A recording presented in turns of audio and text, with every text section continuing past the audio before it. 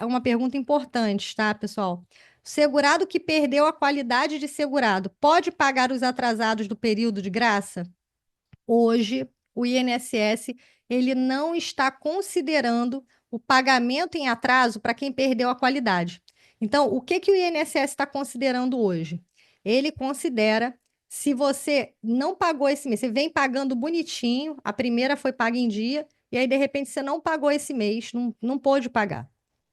Mês que vem, você vai pagar? Você pode. Se você tiver no período de qualidade ainda, você pode fazer o pagamento desse atrasado, que ele vai considerar, desde que a primeira tenha sido paga sem atraso, tudo bem?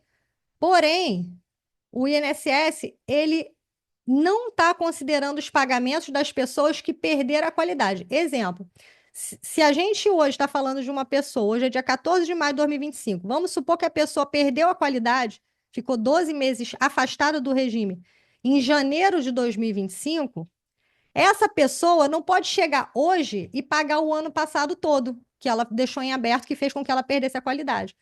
Porque se ela pagar, o INSS até calcula esse boleto, vai entrar em caráter indenizatório. E aí, quando você está fazendo um pagamento em caráter indenizatório, ele não entra para carência. Esse é o maior problema. Porque a pessoa, ela pensa o seguinte: vou pagar para me aposentar. Vou pagar para ter direito ao auxílio-doença. E aí, cuidado, colegas, né, quem é advogado, tem muita gente que às vezes orienta a pessoa a fazer o pagamento para conseguir o benefício.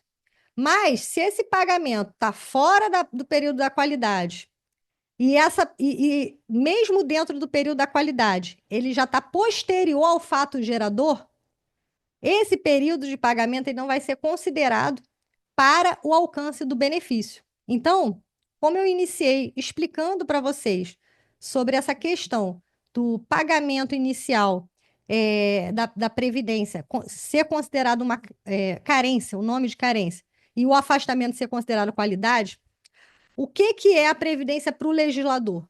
A nível de tributo, é um imposto, tudo bem?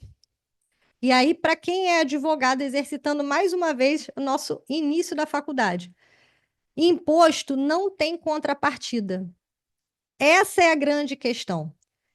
Eu estou dizendo para você, gente, que se você tem um carro e o seu carro não tem o IPVA em dia, você está em dívida com aquele ente por conta do tributo que você não pagou. E não adianta você falar para o Estado que não pagou porque tem muito buraco na sua rua. Ah, eu não vou pagar IPVA porque eu já gastei com manutenção porque a rua está sem asfalto. Ah, eu não vou pagar IPTU porque a minha casa enche. Porque qual é o fato gerador? E aí, olha só que interessante, o imposto tem fato gerador. O fato gerador do imposto, né, do IPTU, é você ter um bem imóvel urbano. Do IPVA, você ter um carro. Da Previdência, é você exercer uma atividade laborativa.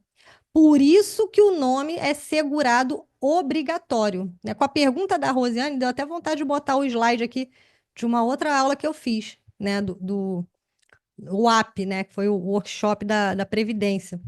Mas eu quero que você entenda a lógica para saber orientar o cliente até fazer as perguntas adequadas. Se eu tenho um imposto previdenciário e o imposto não tem contrapartida, para o governo não existe pagar para aposentar. A pessoa paga porque ela exerce a atividade. Quando você tem um cliente que é uma manicure, ou é um contador, é um profissional liberal, é um autônomo, e não fez o pagamento, e esse cliente fala, eu quero pagar em atraso, para o governo, e por isso o governo calcula, e calcula umas guias muito altas, é como se aquele cidadão estivesse falando, olha, governo, eu exerci uma atividade, eu errei, e agora eu quero acertar o meu imposto. O governo não vai entender que você está pagando para aposentar, está pagando para ter um auxílio-doença, porque você não pagou no passado. Ele entende que é uma questão indenizatória, então ele recebe o seu pagamento, mas quando você faz o pedido no INSS, esse pedido é toda hora indeferido e a pessoa não entende por quê. Então, nesses casos de pagamento errado, O que eu recomendo é ir direto para a justiça pedindo a devolução do valor. E prepare-se, tá? Porque nem sempre consegue. Porque é absurdo, foi pago errado, a gente entende, só que nem sempre consegue. Existe um instituto da retroação de DIC, que é a retroação da data do início da contribuição. Ainda hoje eu aplico em alguns casos, mas é muito específico, porque na retroação de DIC, você tem que formalizar um processo administrativo para tentar validar aquele período anterior. Antigamente, o INSS ele fazia a retroação de DIC, o processo, antes até de emitir a guia. Agora, tem pessoas conseguindo guias de pagamento de períodos anteriores, efetuando o pagamento sem necessariamente saber que aquilo ali vai ser válido. E o pior é que o governo ele emite a guia sem advertir esse cidadão, assim como ele emite a guia dos 5% lá para aquele facultativo baixa renda. O cara paga 5%, feliz e contente, e descobre depois que não estava no CAD único, e por isso ele não vai conseguir usar aquele período sem fazer uma complementação que fica muito mais caro, absurdamente mais caro.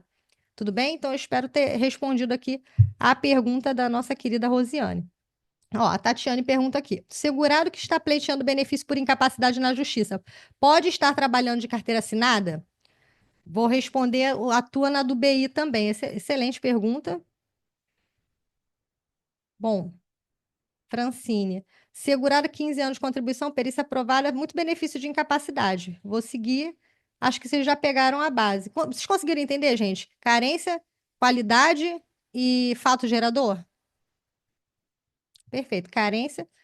Para carência, só pagar os atrasados se não tiver perdido a qualidade. Exatamente. Nos dias de hoje, exatamente. E para quem pagou no passado, analisar o processo da pessoa, para ver qual caminho que você vai adotar, se o INSS não considerar. E, ó, parêntese, pessoal: INSS hoje está caçando aposentadoria de gente que, de boa fé, fez o pagamento lá atrás. O INSS emitiu a guia e, na época, não tinha essa exigência, tá? Essas pessoas você já verifica como que você vai precificar isso, porque são pessoas que já recebem seus benefícios, estão com o benefício ameaçado. Lembra que não existe causa ganha, tá? O que a gente, quanto advogado, tem que fazer é se comprometer com o cliente de dar o nosso melhor, mas deixar claro que quem toma essa decisão é o INSS, é o juiz, é a junta de recurso, ou seja, nosso trabalho é fazer o melhor e a advocacia é a área meio. Então, ninguém trabalha de graça, só o advogado. O advogado trabalha de graça. Você vai na consulta médica, você paga a consulta médica e você não vai pedir o dinheiro de volta porque você não está doente, porque era falta de vitamina, né? E o brasileiro, ele não tem a noção, né, que o americano há muito tempo já tem, de que o advogado, ele usa o arsenal, o trabalho intelectual dele para pleitear aquela ação. Então, assim, até para quem não é advogado que está assistindo aqui, é importante você ter essa visão. E eu vou até falar uma pergunta aí que o pessoal faz: vale a pena contratar advogado se eu posso fazer sozinho? Você pode fazer sozinho, você pode fazer o processo todo sozinho. Agora, vale a pena e por quê? Isso a gente vai falar também mais para o finalzinho. Bom, ok. Cliente 85 anos, filho especial. Essa pergunta aqui é de Mel, que você está aqui comigo, tem alguma pergunta de carência? Só para eu não me perder aqui, de carência de qualidade. O restante vai marcando aqui que a gente vai fazer em tempo oportuno.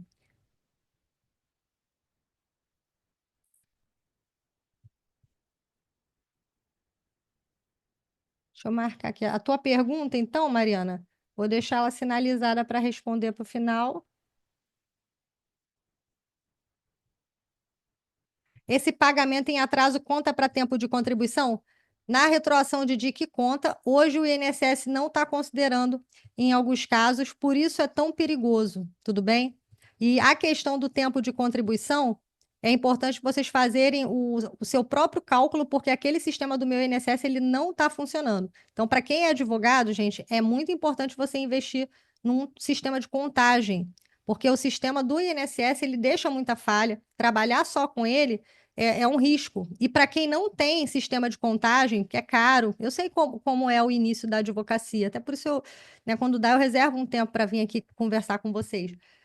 o sistema, lá no escritório, por exemplo, a gente faz contagem para colegas. Então, quando você não tem todas as ferramentas, procura alguém talvez que possa te ajudar, né? Porque existe essa possibilidade de você terceirizar parte do trabalho para minimizar o teu custo, mas não deixa de precificar também para poder passar para o seu cliente de forma clara, né, de forma concisa e não ter problema de expectativa não atendida. Porque o maior problema de perda de cliente é isso: o cliente cria uma expectativa e você dá a entender algo que depois você não consegue entregar. E mudar o discurso é um suicídio profissional, quase. Tudo bem? Mensagem no privado, deixa a pergunta para o final. Ok, vamos lá. Seguindo aqui, galera, trouxe salário maternidade para vocês. Por quê? Como tem bastante advogado que está iniciando, teve uma mudança agora no STF. Foi uma mudança até no dia do julgamento de um dos casos da vida toda. E alguns colegas que têm dificuldade ter, de esperar pelo benefício, pela concessão do benefício, precisa monetizar ali, precisa conseguir fazer da fluidez para o seu escritório. Alguns colegas não conhecem muito a questão do salário maternidade. E existem alguns escritórios que trabalham basicamente só com a questão do salário maternidade, tá? Então, essa mudança que teve no salário maternidade agora, foi finalzinho de 2024, ela faz o quê? Ela possibilita uma série de mulheres a conseguir acesso a esse benefício. Então, deixa eu tentar maximizar a tela aqui para vocês.